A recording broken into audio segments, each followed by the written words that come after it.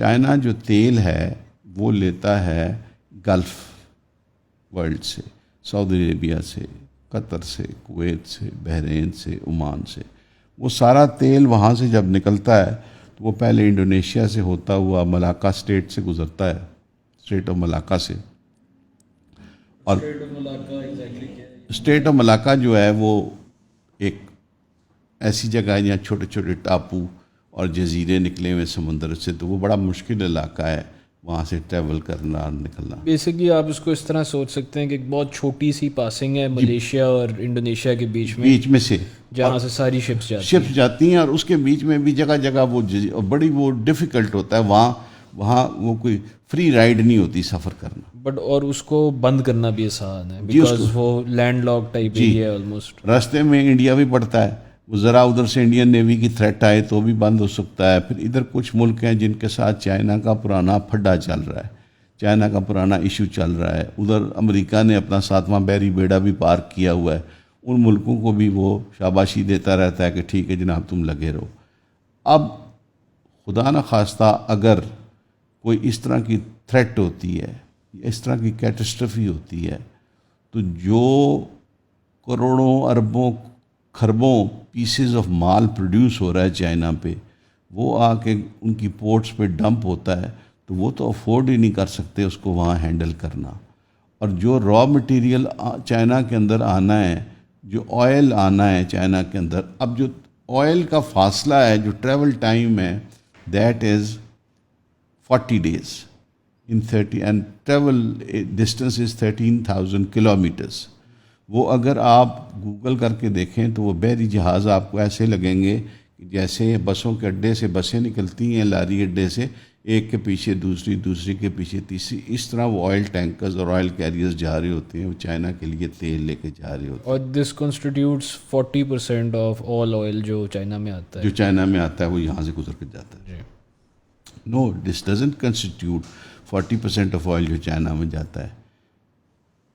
گوادر کے سامنے سے ان ہاٹ واٹر سے 40% of the Isle of the world وہ گزرتا ہے گوادر کے سامنے سے. اور 80% تیل ہے چائنا کا جو ہے وہ یہاں سے جاتا ہے. ان ادر ورڈ سر، اگر اسٹریٹ آف ملاکا بند ہو جائے تو چائنا 80% اپنی جو تیل کی وہ امپورٹ ہے وہ لوز کر دیتا ہے. بند نہیں، لوز نہیں کر جائے گا، چائنا بند ہو جائے گا.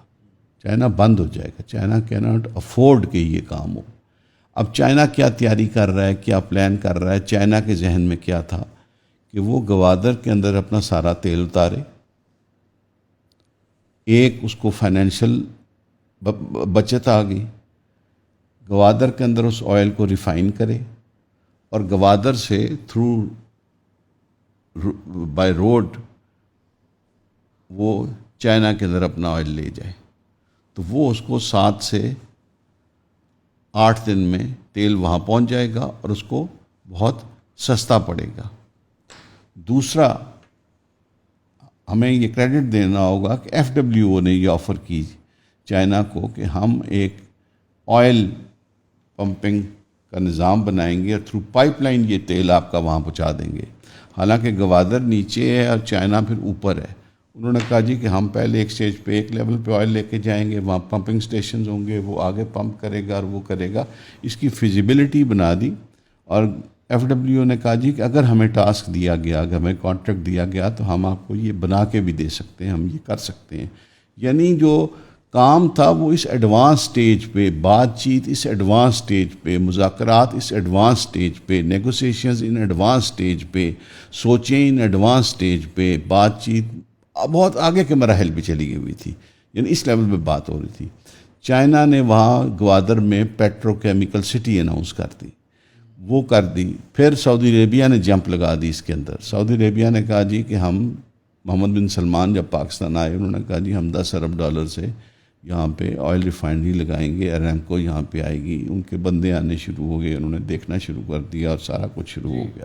آئی تھنک ذاتی طور پہ بھی شاید محمد بن سلمان گوادر گیا تھا یا اس کے بندے گئے تھے. بندے گئے تھے محمد سلمان. دس از اے بگ ڈیل کہ وہاں سعودی پرنس کے جو لوگ ہیں وہ آ کے سروے کر رہے ہیں اور وہ اناؤنس کر رہے ہیں. اریمکو کے بندے آئے تھے اس کو دیکھنے کے لیے.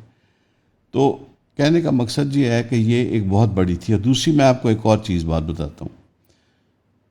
اس سٹیج پہ ڈیولپمنٹ چلی گئی تھی اور کام چلا گیا تھا کہ پاکستان کے اندر لوگوں نے ٹرانسپورٹ کمپنیز پلان کرنی شروع کر دی تھی کہ جو چائنا اور پاکستان کے اندر ٹریڈ ہوگا, جو را مٹیریل آئے گا, جو فنش گڈز ہوں گے, جو چائنا کا مال گوادر پورٹ پہ اترے گا وہ چائنا کے اندر جائے گا اس کے لیے. تو پوری پالیسی آ گئی تھی گورنمنٹ کی کہ پاکستان کے اندر آپ ٹرانسپورٹ کمپنی بناتے ہیں, you must have 5 big vehicles. China کے لیے میرا خیال ہے 20 کی قدغن تھی. پھر نظام بن رہا تھا کہ جو ڈرائیورز ہوں گے ان کی سیکیورٹی کلیئرنس ہوگی کہ اگر ایک ڈرائیور گوادر سے چلتا ہے تو وہ چائنا کے اندر بھی وہی جائے گا, وہ مال اتار کے واپس آئے گا, جو چائنیز آئے گا وہ پاکستان کے اندر آئے گا, ٹو اینڈ فرو.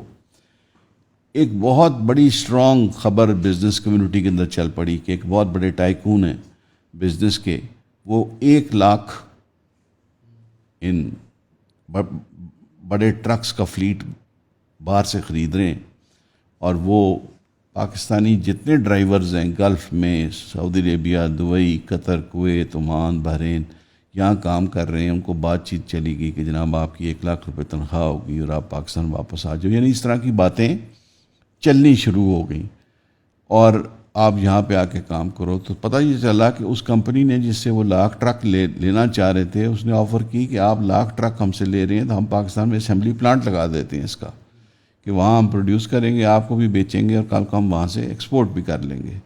یعنی اس ایڈوانس سٹیج پہ سارا کام جو تھا وہ گوادر کا الحمدللہ وہ ہونا شروع ہو گیا اور وہ چلنا شروع ہو گیا. اور گوادر میں پورے پاکستان سے انویسٹمنٹ شروع ہو گئی. گوادر میں آپ کو بتاتا ہوں, گوادر میں آپ جائیں تو آپ کو اسٹیٹ ایجنٹ ملے گا جو ٹرائبل ایریا کا پٹھان ہے, جو کشمور سے, جگلوٹ سے بلوچ ہے وہ بھی جا کے بیٹھا ہوا ہے, سکھر سے سندھی جو ہیں, کراچی کے جو میمن ہیں وہ بیٹھے ہوئے ہیں, پنجابی, وہاڑی کے, کوئٹہ سے لوگ, آپ نام لیں پاکستان کے کسی حصے کا, وہاں کا اسٹیٹ ایجنٹ وہاں پہ بیٹھا ہوا ہے اور وہ وہاں پہ کاروبار کر رہا ہے. مطلب لوکل وہاں کم ہیں, باہر والے وہاں زیادہ ہو گئے ہیں, اور لوگ جا کے وہاں انویسٹمنٹ کر رہے ہیں. کوئی 2 ایکڑ زمین خرید رہا ہے, کوئی 4 ایکڑ خرید رہا ہے, کوئی 8 ایکڑ خرید رہا ہے. پھر پورا ماسٹر پلان جو تھا وہ چائنیز نے ری ویمپ کیا, پورا ٹائم لگا کے پورا اس کو ایک نئے طریقے سے سارے اس میں سیفٹی رولز رکھ کے انوائرمنٹ فرینڈلی بنایا. اس میں جو پرانے کو رستے تھے سمندر کے, جو ندیاں تھیں جو سمندر میں جاتی تھیں, ان کو آئیڈینٹیفائی کیا, ان کو بتایا کہ اس میں کچھ نہیں بن سکتا, ان کو آپ کو ایز گرین بیلٹس یا اوپن سپیسز چھوڑنا پڑے گا. ویرز پہلے ان میں سوسائٹیاں پلان ہوئی تھیں, ان میں بلڈنگز پلان ہوئی تھیں. انہوں نے کہا جی جس کورس پہ پانی ایک دفعہ کبھی گیا ہے دوبارہ پھر بھی اس رستے کی طرف جا سکتا ہے, اور بہت ساری چیزیں انہوں نے پلان کی. اس دوران گوادر پورٹ بنتی رہی, گوادر پورٹ آپریشنل ہو گئی, ایئرپورٹ بنتا رہا. پھر سب سے بڑی بات یہ ہے کہ گوادر کو پروٹیکٹ کرنے کے لیے سن 2015 سپٹمبر میں پہلا فوج کا بریگیڈ وہاں پہ داخل ہوا, اور اس کے بعد نیکسٹ ڈے ایک ATR طیارہ جو تھا چائنیز کا وہ اتر گیا, اور چائنیز وہاں پہ پہنچ کے گوادر میں کام شروع ہو گیا. اس وقت گوادر میں آرمی کا بہت بڑا کنٹونمنٹ بن رہا ہے, 1 ڈویژن فوج ہے پوری گوادر کو پروٹیکٹ کرنے کے لیے. اور جی اچھا, گوادر کا جسٹ میں نا ایک دفعہ ریکیپ کرنا چاہوں گا کیونکہ یہ امپورٹنٹ پوائنٹ ہے, اس کا جو جیو اسٹریٹجک سگنیفیکنس ہے. جی میں اس طرح آپ کو بتاتا ہوں کہ بیسیکلی گوادر جو ہے نا, گوادر پاکستان کو اس خطے کا بہت بڑا, Pakistan would become one of the big boys of the region. The reason is کہ گوادر میں جب پاکستان کی ایک میزائل گن بورڈ پارک ہوگی تو اس کے ڈائریکٹ فائرنگ رینج میں ہوگا وہ آئل ٹینکر جو وہاں سے سامنے سے گزرتا ہے, اور دنیا کا 40% تیل وہاں سے گزرتا ہے. یعنی ذرا بھی کسی صورت میں ہم دنیا کی آئل سپلائی لائن کو ٹوٹلی ڈسٹرب کر سکتے ہیں. اب سوال یہ پیدا ہوتا ہے کہ جو گوادر ہے, جو سی پیک ہے, وہ پاکستان کو صرف ریوائیو نہیں کر رہا تھا, ہمیں بھوک ننگ سے نہیں نکال رہا تھا, ہمیں غربت سے نہیں اوپر لا رہا تھا, ہمیں پاورٹی لائن سے اوپر نہیں لے کے آ رہا تھا, ہمیں اس خطے کا ایک بڑا بچہ بنا رہا تھا. We were becoming one of the big boys of the region. ابھی تو ہم نے وہ ذکر ہی نہیں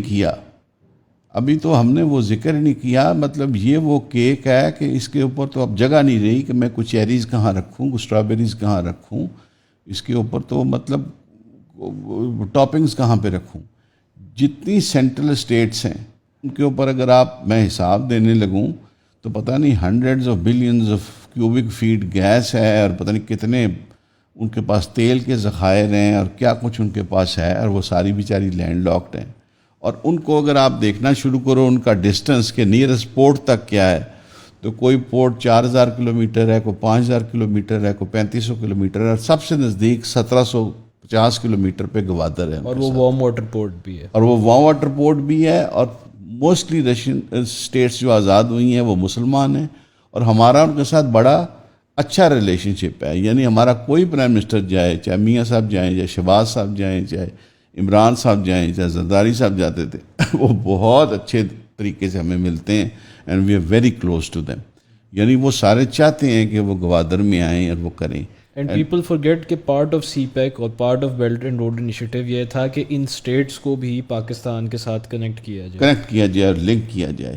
یعنی وہ تو بیسیکلی تو اب اس کے اوپر کوئی ڈپلوماز ہونے چاہیے, BRI کے اوپر, سی پیک کے اوپر شارٹ کورسز ہونے چاہیے, کوئی ماڈیولز بن جائیں جو پبلک کو ریلیز کیے جائیں, کوئی 10-15 صفحے گورنمنٹ چھاپ کے لوگوں کو بانٹنا شروع کر دے. لیکن سرپرائزنگلی لوگوں کو پتہ ہی نہیں.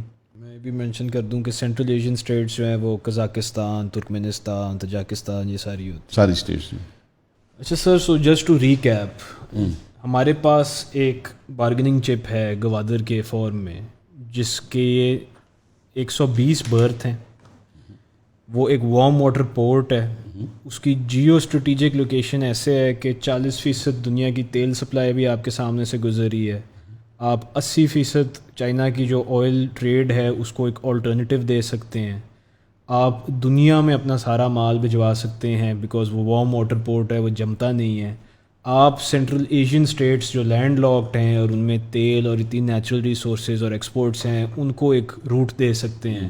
سو اب یہ جب ہم سنتے ہیں پلان تو یہ لگتا ہے کہ پاکستان تو پرائم تھا, ریڈی تھا نیکسٹ لیول پہ گلوبل سٹیج پہ جانے کے لیے. Of course.